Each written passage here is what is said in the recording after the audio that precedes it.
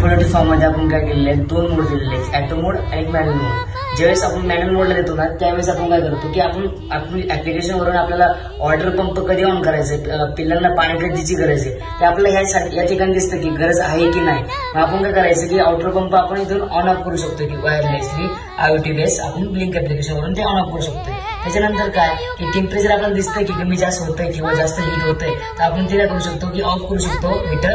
आणि त्याच्यानंतर जर काही वेळेस थंडी जास्त असेल तर त्याच ठिकाणी आपलं हीटर ऑन करावं लागेल, तर मग त्या ठिकाणी आपण हीटर पण ऑन करू शकतोय. आणि देन काय फॅन, आता ज्यावेळेस आपल्याला कुलिंग करायचं असतं, हीट जास्त होते, त्यावेळेस आपण कुलिंग फॅन पण त्यासाठी लावलेला आहे, पण त्यासाठी कुलिंग फॅन पण आपण ऑन ऑफ करू शकतो. ओके, हे झालं मॅन्युअल मोड. देन सेकंड थिंग काय की आपण त्याला दिलेलं आहे ऑटो मोड.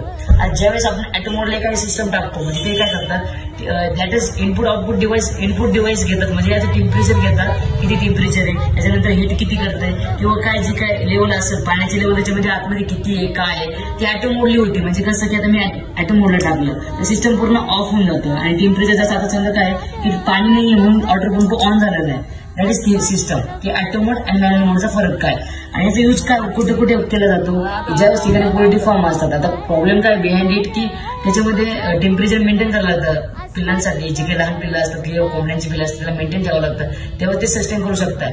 त्यासाठी हा पोल्ट्री फार्म आपण केलेला आहे इंडस्ट्रीसाठी. बेस्ट प्रोजेक्ट आहे. If you R